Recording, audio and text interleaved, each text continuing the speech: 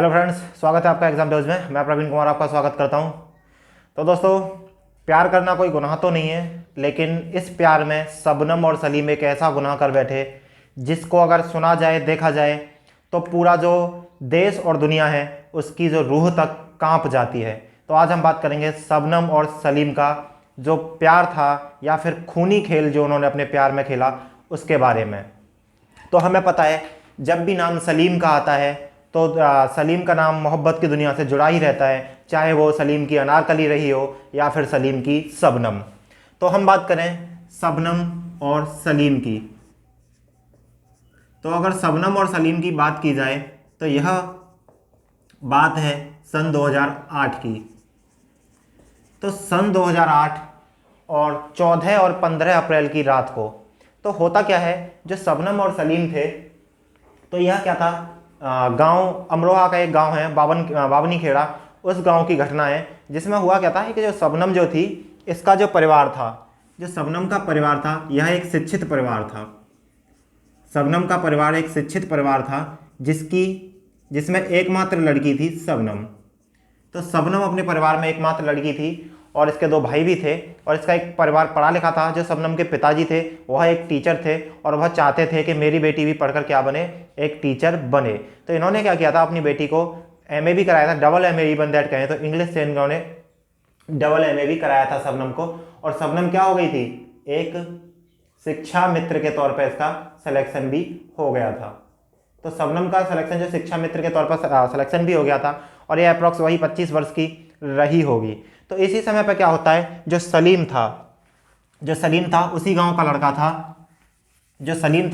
लड़का था, और यह थे भाई साहब 8वीं फेल। ये थे 8वीं फेल। तो होता है, सुना होगा, प्यार अंधा होता है, तो वही कुछ यहाँ था। जो शबनम थी वह एक पढ़ी लिखी थी और इसको प्यार हो जाता है सलीम से। जो सलीम था, यह जो शबनम का गांव था उसी में क्या करता था, एक जो लकड़ी की दुकान थी, या जो कहें तो एक तरह से जहाँ पे लकड़ी का काम होता था वहाँ ये काम करता था सलीम। तो वहीं से क्या होता है, सलीम और शबनम के प्यार का परवान चढ़ता है। तो जब ये दोनों अपने प्यार में थे तो यह एक दूसरे से मिलते थे, और जो थे ये दोनों मुस्लिम समुदाय से थे, दोनों ही मुस्लिम समुदाय थे शायद जो थे, और यह एक दूसरे से शादी करना चाहते थे। लेकिन प्रॉब्लम ये थी कि जो शबनम थी वह क्या थी, सैफी मुसलमान थी, और जो सलीम जो था वह एक पठान मुसलमान था। तो इन दोनों की शादी के लिए इनके घर वाले तैयार नहीं थे। तो होता क्या था, जो शबनम थी अपने घर पर सलीम को बुलाती थी और सलीम इनके घर पर जाता रहता था। तो इसी बीच में इनके परिवार वालों को पसंद नहीं था। तो एक दिन क्या होता है, शबनम और सलीम दोनों एक दूसरे से मिलते हैं। तो जब इनको मिलना होता था तो यह जो शबनम थी अपने माता पिता और जो अपने परिवार वाले थे, इन दूध में या फिर खाने में क्या थी, नींद की गोलियां दे देती थी।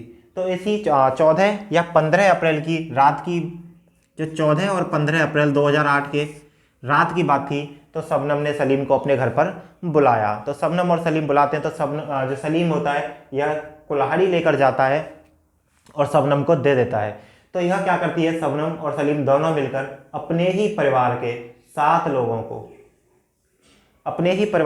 लोगों को मौत के घाट उतार देते हैं, और कुल्हाड़ी से क्या करती है, उनका जो गर्दन है उसको अलग कर देती है। तो इसमें शबनम थी, शबनम के माता पिता, 2 भाई, शबनम के माता पिता, 2 भाई, भाभी और एक 10 महीने का बच्चा भी शामिल था। तो होता क्या है, जब ये इन पूरे परिवार में 7 लोगों की हत्या कर देती है तो सलीम वहाँ से चला जाता है। तो सलीम जब चला जाता है तो शबनम रात उसी घर में गुजारती है, अपने ही घर में रात गुजारती है। और जब सुबह होती है तो शबनम क्या करती है, एक नाटक रचती है और हल्ला करती है कि रात को घर पर क्या थे, डाकू आए, गुंडे आए और उन्होंने घर के जो सदस्य थे उनको मार दिया।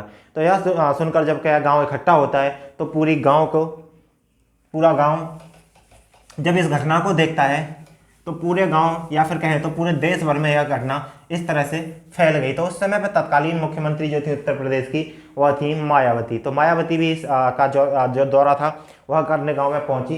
तो फिर जब इनकी पुलिस की जो जांच शुरू हो जाती है तो 4 दिन बाद क्या होता है, इसी घटना के 4 दिन बाद सलीम और शबनम को गिरफ्तार कर लिया जाता है, क्योंकि जो शक की सुइयां थी वह इन दोनों पर ही जाती हैं। तो 4 दिन बाद इनको गांव से दोनों को गिरफ्तार कर लिया जाता है और उसी गांव के एक तालाब से जो कुल्हाड़ी थी उसको भी बरामद कर लिया जाता है। तो यह दोनों अपने गुनाह कबूल कर लेते हैं। एक्चुअली पता इसलिए लगा क्योंकि जो शबनम और जो सलीम थे इन दोनों की शादी नहीं हुई थी और इसके बावजूद भी जो शबनम थी वह प्रेग्नेंट थी।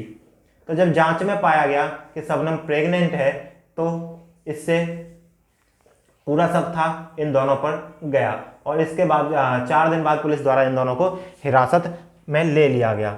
तो अगर बात की जाए शबनम और सलीम के केस की तो यह 100 तारीख, जो शबनम और सलीम का केस था इसमें 100 तारीखें हुई थी और 649 सवाल पूछे गए थे। 649 सवाल थे, 100 तारीख हुई थी इस पर और साथ में क्या है 29 गवाहों ने बयान दिया था। 29 गवाहों ने बयान दिया था। तो जो इनका केस था इसकी सुनवाई 100 तारीखों तक चलती रही। इसमें क्या है 3 जो जिला जज थे, 3 जिला जज भी इसमें बदल गए थे। लेकिन अगर बात की जाए तो एक जो जिला जज थे उन्होंने 29 सेकंड में ही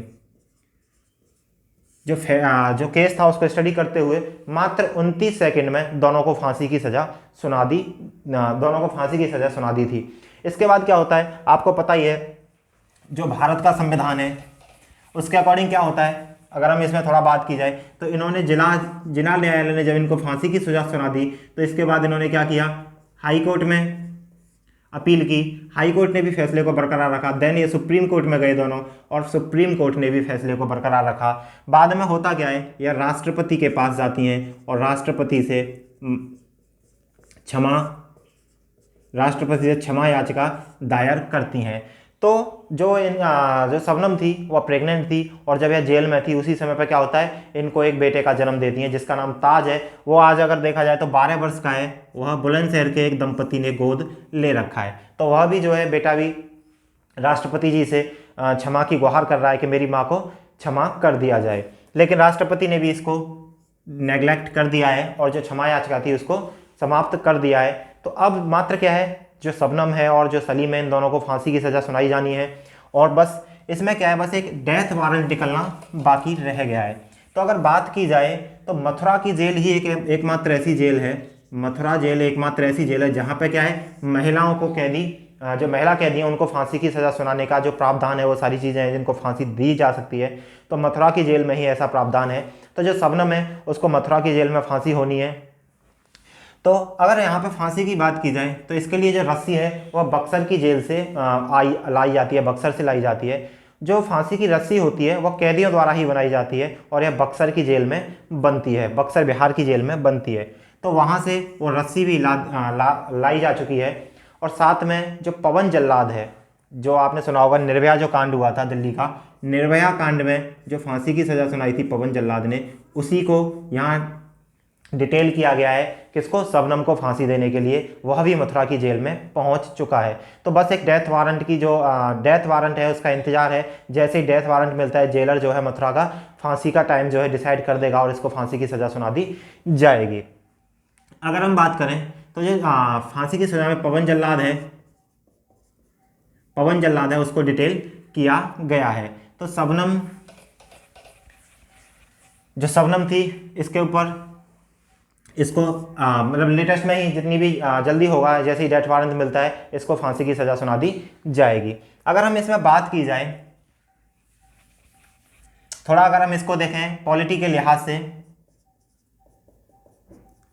तो जो क्षमा याचिका है, तो हम जिसमें क्षमा याचिका की बात कर रहे थे, तो क्षमा याचिका एक आर्टिकल 61 कॉन्स्टिट्यूशन का आर्टिकल 161, आर्टिकल 72 एंड आर्टिकल 161, ये 2 आर्टिकल हैं जो क्या करते हैं, किसी जो दंड होता है उसको क्षमा के प्रावधान है। जिसमें आर्टिकल 72 में क्या होता है, राष्ट्रपति के पास ये पावर होती है, प्रेसिडेंट के पास पावर होती है कि वह किसी दंड को क्या कर सके, कम कर सके, लघुकरण कर सके उसका, या फिर उसको माफ़ कर सके, या फिर उसका निलंबन कर सके या परिहार कर सके। अगर आर्टिकल 161 में देखा जाए तो यह पावर यहाँ गवर्नर के पास भी होती है। लेकिन जो प्रेसिडेंट के पास पावर होती है यह मृत्यु दंड को भी माफ़ करने की पावर होती है। तो मृत्यु दंड को भी क्या है, माफ़ करने की पावर प्रेसिडेंट के पास होती है। अगर गवर्नर की बात की जाए तो यह मृत्यु दंड की सज़ा को माफ़ नहीं कर सकता है, तो यह मृत्यु दंड की सज़ा को माफ़ नहीं कर सकता है। तो अब चूंकि जो इसकी शबनम ने जो याचिका दायर की थी उसको कैंसिल कर दिया गया है, तो अब इनको फांसी की सज़ा होने वाली है। अगर हम आईपीसी में बात करें, कुछ कानून की बात की जाए, तो कानून में क्या है, 5 तरह के दंड दिए गए हैं। जो आईपीसी है उसमें 5 प्रकार के दंड बताए हैं, जिसमें क्या है, मृत्युदंड है, कारावास है जिसमें दोनों तरह के कारावास हैं, कठोर कारावास और साधारण कारावास। साथ में क्या है, पनिशमेंट जो फाइन है, पे फाइन की भी बात उसमें की गई है। तो हम यहाँ देखें, अगर आईपीसी को थोड़ा सा देखें तो सेक्शन 77, अगर आईपीसी को देखेंगे तो आईपीसी की सेक्शन 77 और सेक्शन 78 जो हैं, 2 आईपीसी की सेक्शन है जो क्या करती हैं, जो 77 में है, तो जो न्यायाधीश हैं, जो जिन्होंने न्यायिक कार्य करते हुए जो फैसला दिया है शबनम और जो सलीम है इसके केस में, तो सेक्शन 77 में अगर उन्होंने फैसला मृत्युदंड का दिया है, तो इसमें क्या है, जो मृत्युदंड के फैसले देने में न्यायाधीश जो है वह क्या है, दोषी नहीं माना जाएगा, क्योंकि उसने न्यायिक कार्य करते हुए यह फैसला दिया है। और यहीं 78 की बात की जाए तो 78 में जो जल्लाद है वह क्या है, जो कोर्ट का आदेश है उसको पूरा करने के लिए क्या कर रहा है, फांसी की जो फांसी के फंदे पर उसको लटकाएगा और जो रस्से को, ट्रिगर को दबाएगा, जिससे कि शबनम और सलीम की मृत्यु हो जाएगी। तो सेक्शन 78 में भी क्या है, वह जो जल्लाद है वह दोषी नहीं माना जाएगा। तो यह पहली बार भारतीय इतिहास में होगा, जो आज़ाद भारत के इतिहास में, कि पहली बार किसी महिला को फांसी की सज़ा सुनाई जाएगी। इससे पहले कभी किसी महिला को फांसी की सज़ा नहीं सुनाई गई है। तो यह प्रावधान भी सिर्फ मथुराई जेल है जो जिसमें महिला को फांसी का प्रावधान जो है उसके लिए पूरी तरह से तैयारियां हैं, और शबनम और सलीम जो हैं दोनों को फांसी के फंदे तक पहुंचाया जाएगा। तो दोस्तों, अगर आपको हमारा वीडियो अच्छा लगा हो तो लाइक करें, शेयर करें, सब्सक्राइब करें। Thank you.